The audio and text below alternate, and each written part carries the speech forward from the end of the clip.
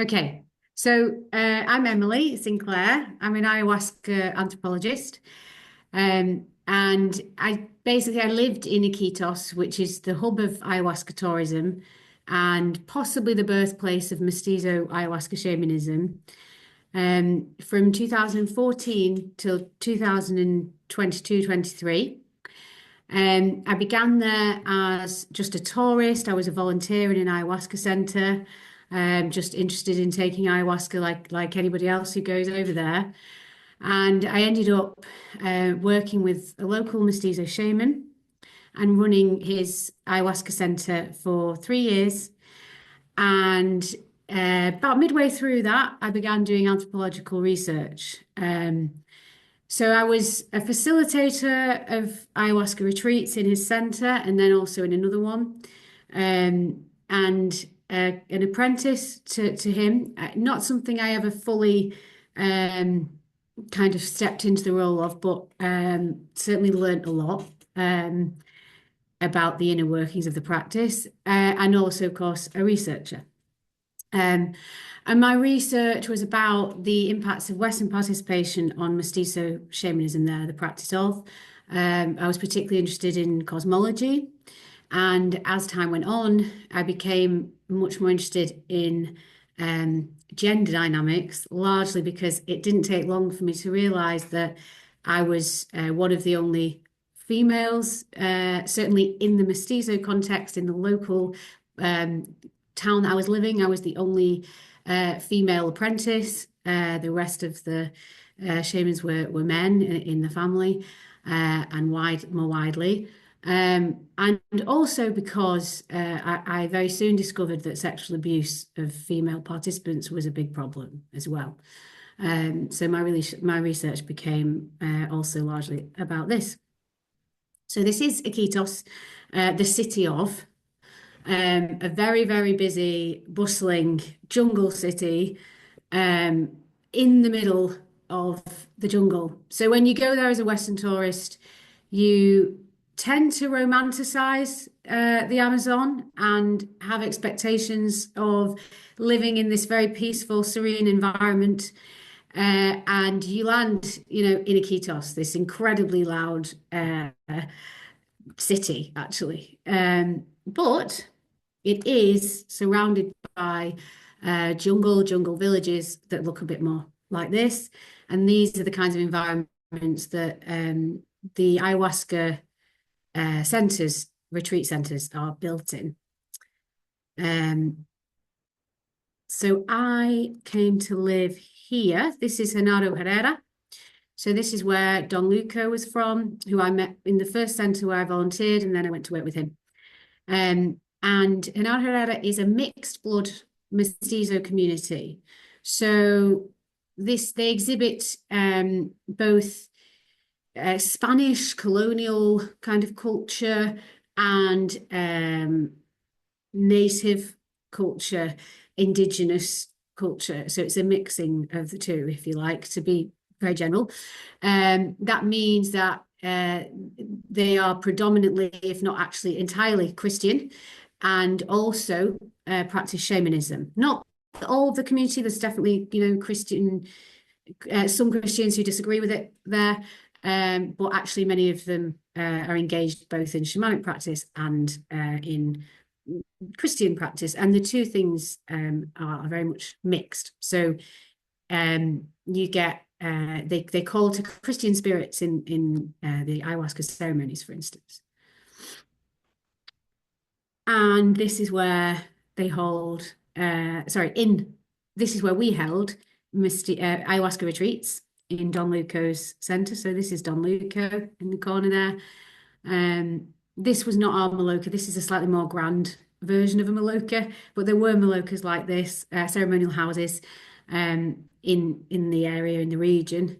And this is us outside the one where we used to hold ceremonies. So ayahuasca retreats involve usually the cooking of ayahuasca and the ingestion of ayahuasca in shamanic ceremonies for the purpose of healing, emotional and spiritual predominantly, and sometimes physical also. And they may include semi-psychotherapeutic sessions also for individuals and in groups. And that's becoming a bit more common in westernized environments. And as the hub of ayahuasca tourism in the world, really, and probably still, certainly then and probably still, Iquitos attracts thousands of visitors to the region every year to partake from the West to partake in ayahuasca retreats. So that's a bit of background. And now I'm going to talk more about what we're here to talk about, which is sexual abuse of female participants.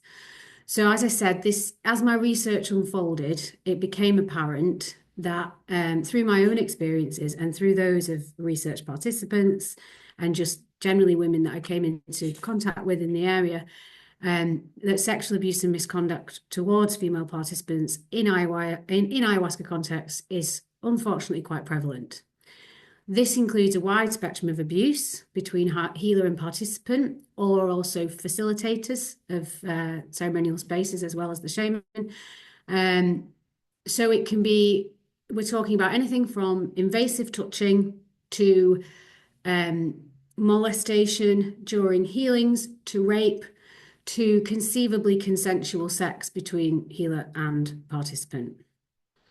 And abuse occurs across cultures and contexts, as in other communities. Also, so in this context, from Amazonian healers to Western tourists, also between Western healers and Western tourists, and also in the local context between Amazonian shaman and local women. To just, I suppose, do we have, yeah.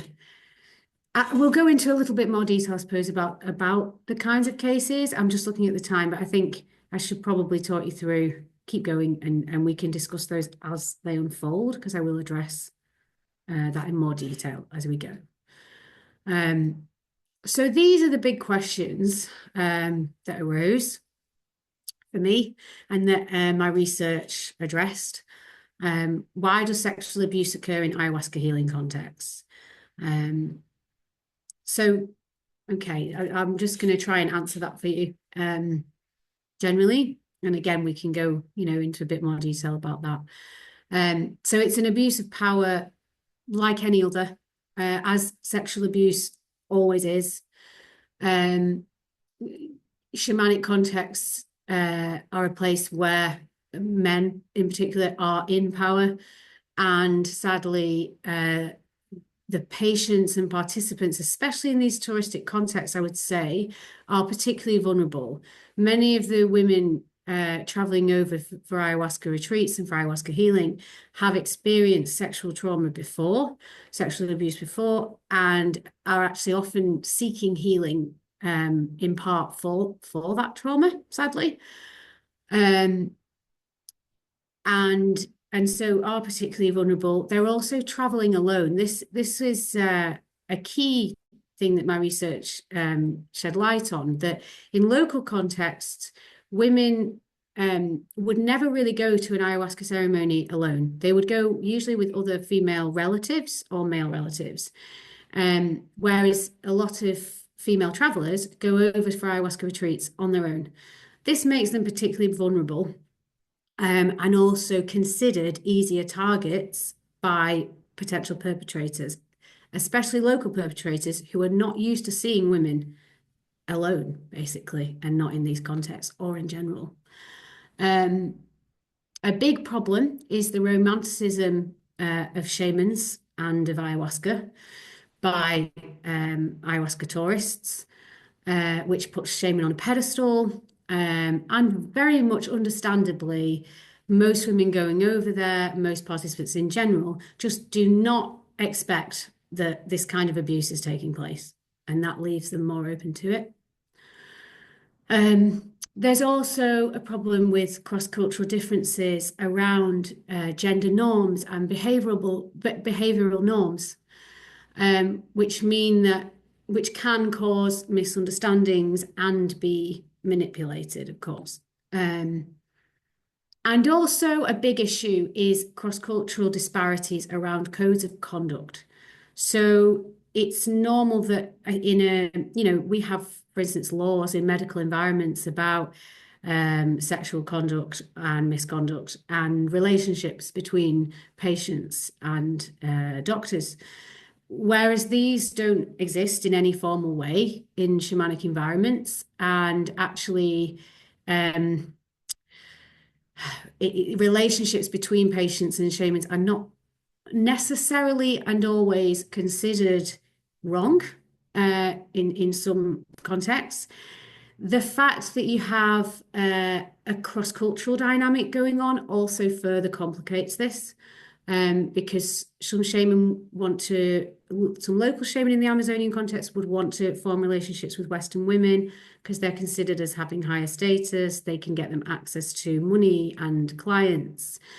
And, on the other hand, as I've talked about, shaman are romanticized often by Western women, and so can take advantage of that. And of course, the informality of ayahuasca settings in general, and of the tourism industry, at least at that time and generally, means that it's very hard for there to be accountability, and there are no formal rules of practice. And also the unfamiliarity of local practice, of healing practice for many travellers and participants in ayahuasca ceremonies, leaves them more open to abuse. So the other questions, is the globalization and commercialization of ayahuasca contributing to the occurrence of sexual harassment in ayahuasca communities? Yes, is the answer to that, it would seem, largely just because of these cross-cultural dynamics and the complexities of them. Okay, and the other question here, what are the issues with consensual sex between ayahuasca healer and participant? Yeah, so I've addressed that a little bit with speaking about the codes of conduct. So Westerners would tend to expect in medical environments, for instance, that sex between a healer and a participant is just completely out of the question, whereas that's not necessarily the case in other contexts, and there are no formal rules about that that exist in ayahuasca contexts, although they are becoming more formalized, and I'll come back to that. Okay. So in about 2018 to 19, I became part of the Chacruna Initiative to address sexual abuse in ayahuasca contexts and raise awareness of the issue. This happened because I edited an article of Daniela Peluso's for the Chacruna website, which focused on sexual abuse and seduction in ayahuasca contexts, particularly touristic contexts. And I just recognized so much of my own research in it, and began discussing the issue with her and with Bia Ilabache of Chacruna. And we decided to create guidelines, because, of course, we all knew that this was a big issue and yet wasn't really being spoken about. And action had not really been taken on it, apart from Daniela's article, really. We decided to do something about that and to create guidelines for potential participants in ayahuasca contexts to help to raise awareness of the issue and point out typical scenarios in which abuse can happen, as a safeguarding initiative. I will say now, so we have all been involved in work on going after predators, and some people question this initiative, because it kind of targets participants. It's about informing participants, right? But we chose to do that because the sad fact was, just by going after perpetrators, we weren't able to fully address the problem, because of course there will always be more perpetrators. So we recognized the need to just raise awareness that this was going on and point out and create some kind of safeguarding by drawing attention to the scenarios in which it happens, and just creating dialogue and discussion about this issue across the community because it was so widely known about and yet, was being basically suppressed and not talked about for many years. So this was an initiative of the Ayahuasca Community Committee. And the key aims of the guidelines were culturally aware education, community safeguarding, and community outreach. So I think I've covered that. So the creation of the guidelines involved, it was quite a long and complex process, that involved consultation with lots of different actors in the community and across ayahuasca communities in different contexts. So this included consultation with victims and survivors in the field, including Indigenous women as well as Western participants, consultation with practitioners and participants, like long-term participants in ayahuasca communities, consultation with academic, sexual abuse and legal experts in the West mainly, and of course drawing on our own experience with assistance of sexual abuse cases and consultation with colleagues across the psychedelic community. So it involved the incorporation of multiple perspectives, and this was sometimes difficult because these perspectives were at times in conflict. Without going into too much detail at this point, in case we could discuss that after perhaps, but for instance, there were some clashes between Western feminist point of views and Indigenous women's views. So the Indigenous women also wanted to point out that some Western participants in ayahuasca retreats wanted to form relationships with shamans, and they saw this as disruptive to their communities. So there was this perspective also. And we wanted, as you'll see as I go through the guidelines, as I'm going to do next, part of the point of creating the guidelines was about making people culturally aware. So bringing cultural relativism to light, which meant drawing attention to some behavioral differences in order to protect participants. But this also was not popular with everybody, as we went through this process. So it was a long process of back and forth and editing to try and make them basically valid, applicable for people across contexts. This was the challenge. So these are the guidelines. 1, consider drinking with friends. So partaking in ayahuasca ceremonies or any healing practice alone with the healer has been common context in which sexual abuse has occurred. We advise that you consider being accompanied by a trusted companion, but if not, then people that you feel comfortable with. So that speaks to the fact that many people go to ayahuasca retreats alone, of course, and are therefore actually quite vulnerable, more vulnerable anyway. Number 2, consider drinking with experienced women or couples. As an extra precaution, one may wish to ensure there are female healers or facilitators working in their chosen... Oh, sorry. Oh, dear. Let me see if I can go back.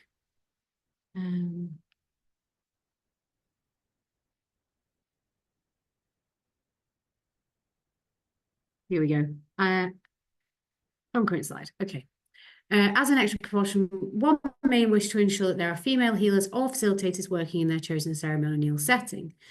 This is happening in many reputable places, but basically ayahuasca shamanism is male dominated. So most shamans are male. And actually until this issue was brought to light and until people started to question how male dominated even ayahuasca retreats were, you could be just in an all male run environment quite normally. So male shaman, male facilitators. So this has started to change anyway, and actually, I'd say probably most ayahuasca centers now have women, certainly facilitators, and also many female shamans now. Check out the location and the healer. So there's, online sites that deal with, that give recommendations and have reviews for different centers. And of course, you can check that out also through people that you know or people in the area when you arrive. Number 4, it is not necessary for healers to touch intimate parts of your body or any area to which you do not consent. So my research discovered that actually most sexual abuse in ayahuasca context takes place in individual healings in ceremonies, which was basically through molestation during the healings. Some healings are individually focused on the participant's body, such as sopladas, when the shaman blows tobacco smoke over your body, typically head, spine, hands and feet, and limpiezas or baños de plantas. But they do not entail touching your private parts. If a shaman, religious leader, or facilitator does touch you in a way that makes you feel uncomfortable during a healing, it is your right to assert that you are not okay with this. You can raise the issue on the spot with trusted facilitators, organisers of the ceremony, or others outside the ceremonial setting. So, yeah, part of the problem, part of the reason I think that this happens so often, these kind of abuses, is that Western participants are not familiar with what is usual practice in ceremonies. And then facilitators and shaman take advantage of this. And also this kind of abuse is more able to happen in a dark setting, of course, and during what is normal ceremonial practice, which is the individual healing process. So this was very common. Related to this, curaciones, sobladas, and limpiezas do not require you to remove your clothes. So yes, this was something else that came up quite commonly, typically, is that not really in an ayahuasca ceremony particularly, but often in related contexts, women would be asked to, or would be offered an individual healing outside of ceremony by the shaman and told that it would be better if they removed their clothes for that. So just a note to say that that's never necessary. And also for plant baths even, they can always be done in a bikini, in underwear, or whatever you feel comfortable in. But there was certainly, a lot of pressure on women to remove their clothes for those kinds of healings from some. Look out for warning signs that a healer's intentions with you might be sexual. For example, if the healer focuses on your looks, is overly touchy, he tells you his wife doesn't mind him having sex with other women, encourages pacts of silence and secrecy between you, says he wants to teach you love magic, states that ayahuasca can enhance sexual activity, or declares that you are special and chosen, and offers you ceremonial and religious status, beware that these kinds of comments and actions have shown that a healer is likely trying to seduce you. So all of these examples were examples taken from our research of manipulation, forms of manipulation. Sexual intercourse between healer and patient during ceremonies or directly after the ceremonies is not acceptable in ayahuasca traditions. So I think that's quite self-explanatory, just making the point that, yeah, if a healer does attempt to have sex with you during or after ceremony, this is not considered appropriate across cultures and traditions. Although, as I have addressed, relationships between healers and patients is not necessarily seen as morally wrong. Sexual intercourse with a healer does not give you special power and energy. So this was often a common reason that women shared with us as to why they might want to have sex with healers. And also a common argument presented by ceremonial leaders as a manipulation strategy. Consider cultural differences and local behavioural norms when interacting with native healers. So there are some rather benign This is about, again, that cultural relativism and awareness. So there are some rather benign interactions in Western culture that carry different meanings elsewhere and can potentially be culturally inappropriate and misunderstood. Overt or internalized misogynistic tendencies that view women as being passive, meaning that men merely need to be verbally or physically suggestive with women for sex to take place, are a widespread problem in South America and elsewhere. It may be helpful to consider cultural differences when interacting with healers and their community, as certain behaviours, such as being alone with men, being complimentary, prolonged eye contact, or free-spirited behaviour, like bathing naked in public places, can be misconstrued as gestures of sexual interest. We are not stating that misinterpretation of cross-cultural codes is justified, only that individuals can benefit from being aware of such potential misinterpretations. So I've covered that.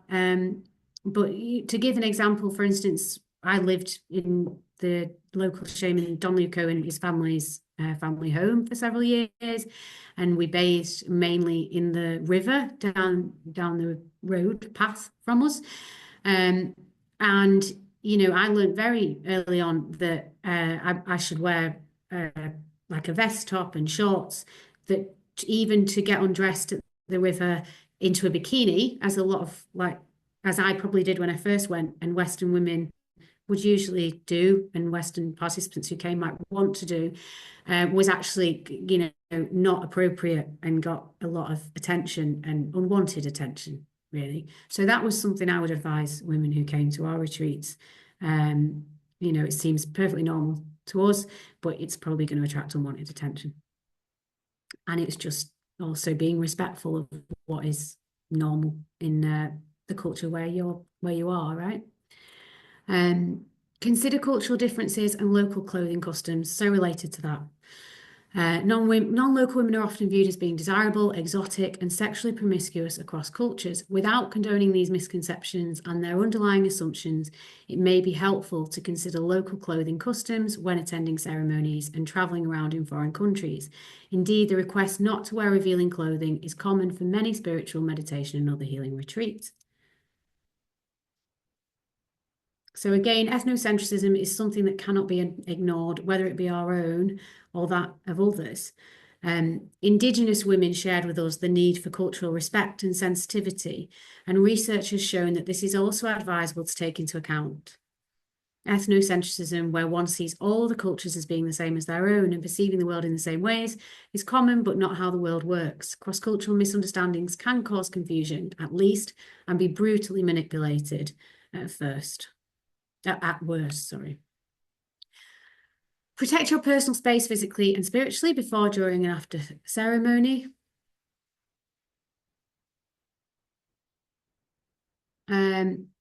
Healers with integrity will respect. Hang on, are we still sharing? Yeah. Healers with integrity will respect your right to do this or not. At the moment, you're not sharing your screen. Oh. Okay, not sure what happened there.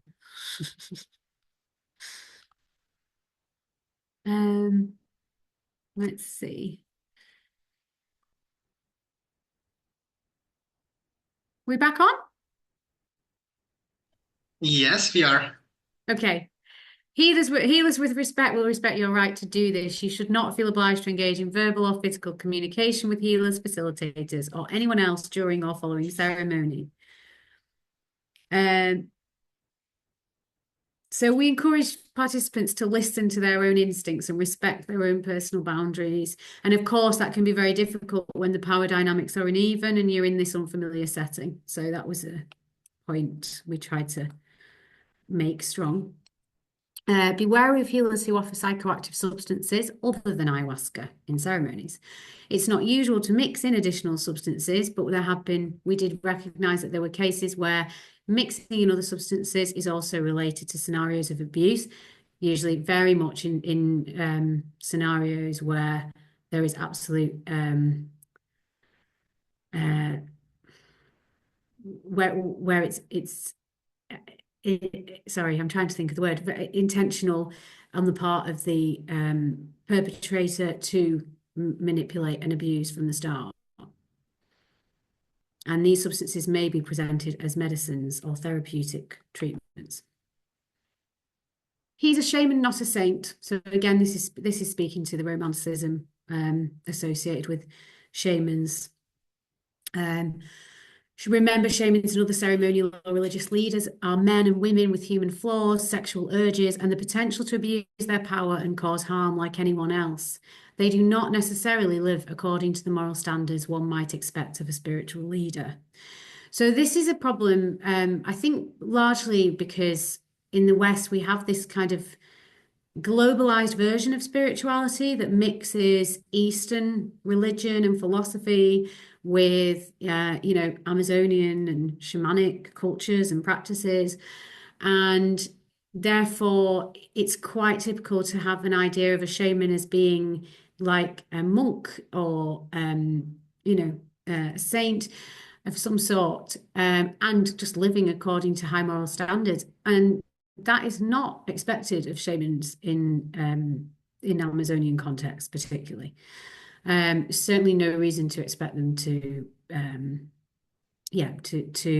refrain from sexual activity, etc. They are expected to do that during dieta, and that's also why there's a misconception, but not outside of that. Actually, sexual virility is associated with shamans, more usually. If a violation occurs, get support. This actually can be quite difficult, of course, and especially in a foreign country. And there were cases in my research of women reporting sexual abuse to the police in Iquitos and being laughed at or told certainly that they shouldn't have gone alone to this place, and it was basically the fault was seen as their own. So it's very difficult sometimes for women. I mean, it's very difficult for women to report abuse in whatever context you're in. And that can be even more difficult in some contexts where, legal and cultural ideas about sexual abuse are different. So we also, with Chacruna, aside from the guidelines, created legal resources guidelines, which had a list of trusted contacts and organizations in different parts of several countries. So the guidelines are available, I think it's 11, maybe 12 languages, and the same with the legal resources companions. So yeah, that was to respond to that problem, that issue.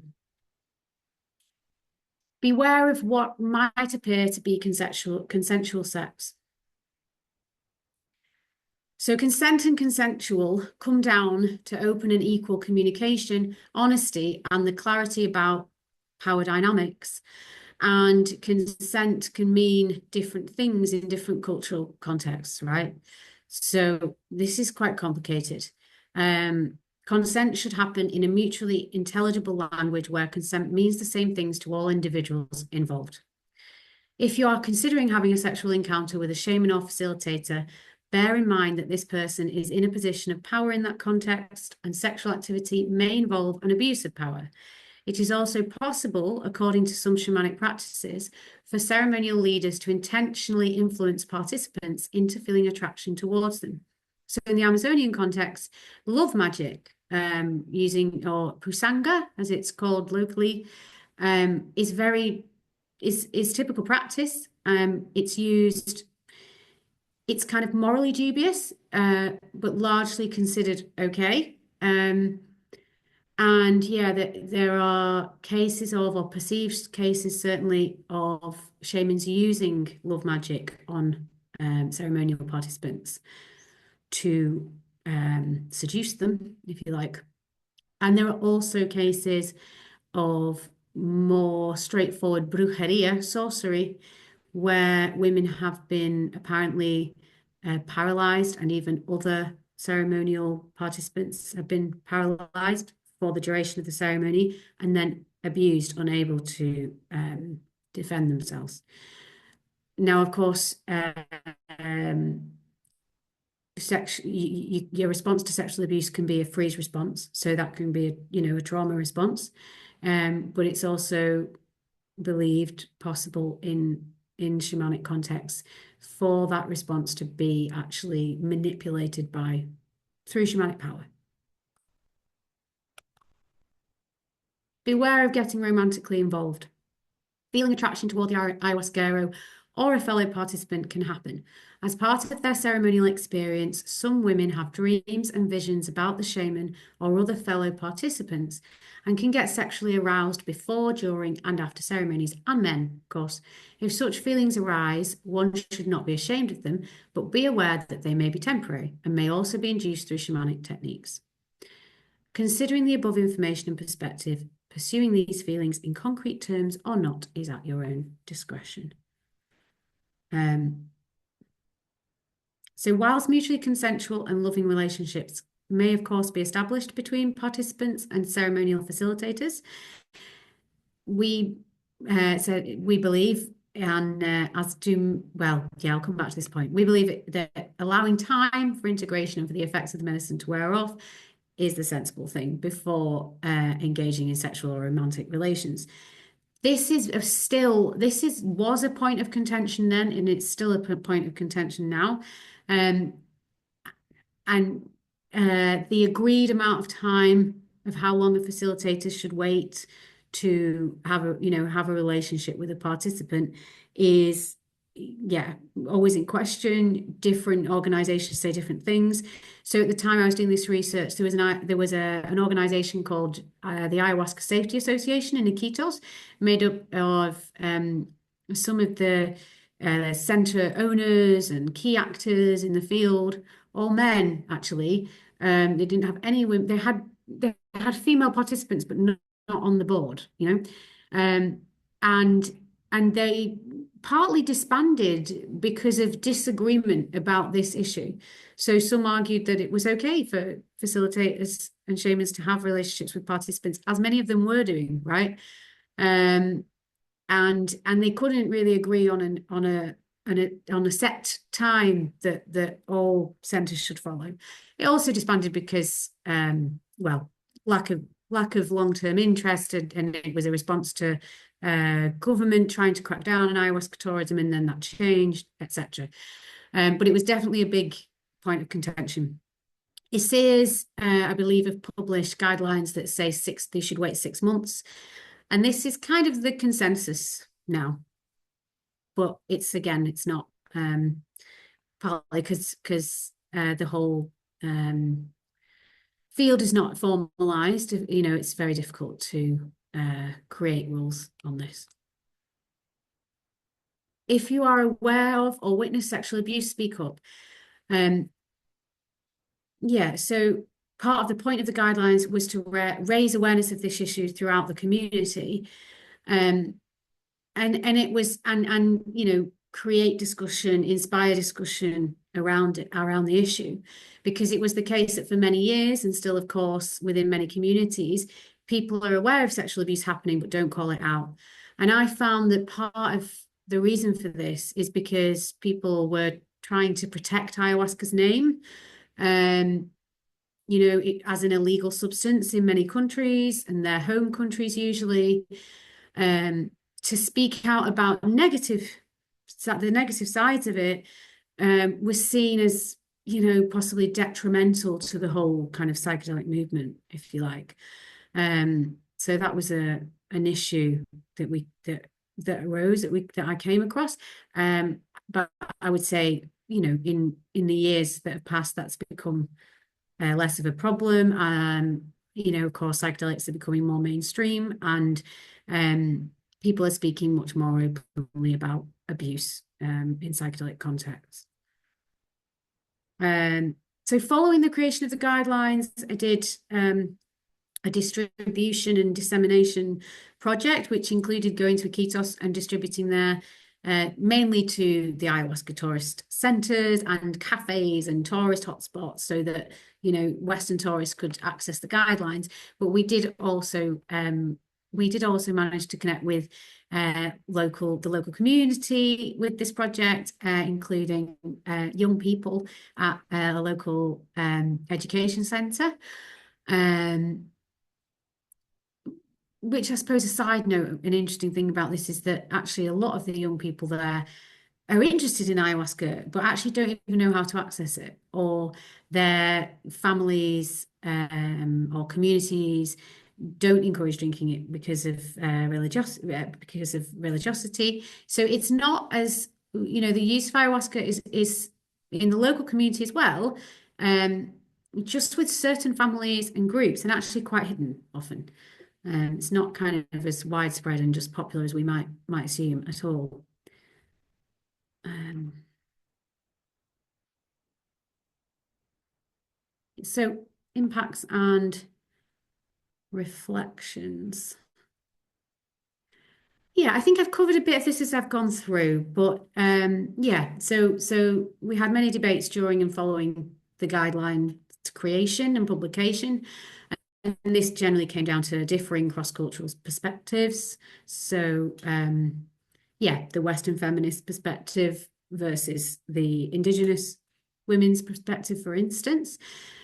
I'd say, yeah, also the kind of the medical Western perspective versus the Amazonian healing perspective, and actually even the views of Westerners in that realm, right? Who have escaped for, many would say for good reason, Western culture and the rules associated with it, the systems associated with it. So yeah, there's a lot of debate about these issues and differing opinions.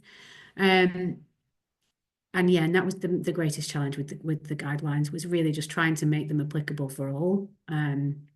Greater awareness and discussion means that many centres now have rules in place for facilitators and training around sexual misconduct and conduct and other safety issues.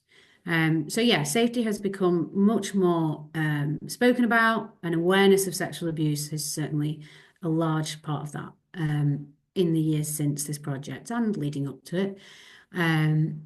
So yeah, there have been sackings of facilitators due to sexual misconduct. There have been a lot more reports of sexual abuse from shamans and, Santo Daime leaders, for instance, in the international news, and actually more legal cases, related to this problem.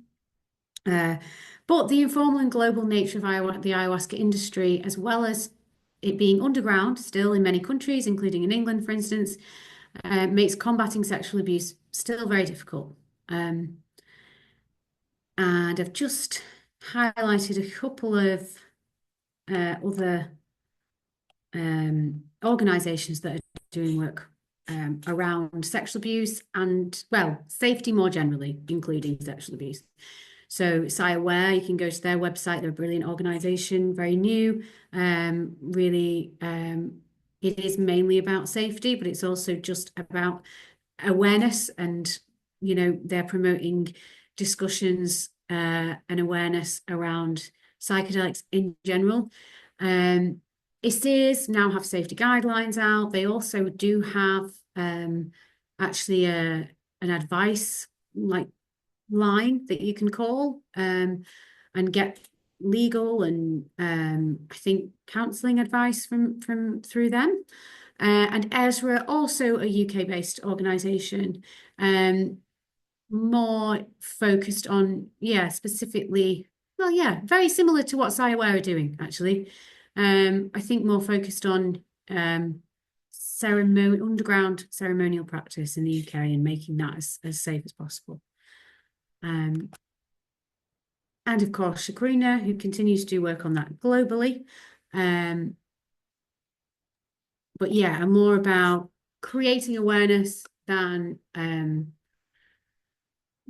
creating rules or offering those kind of counselling services, which the other organisations, some of which do. So yeah, thanks for listening, and I welcome any questions and discussion on the topic. Well, I'll close this, shall I? thank you very much.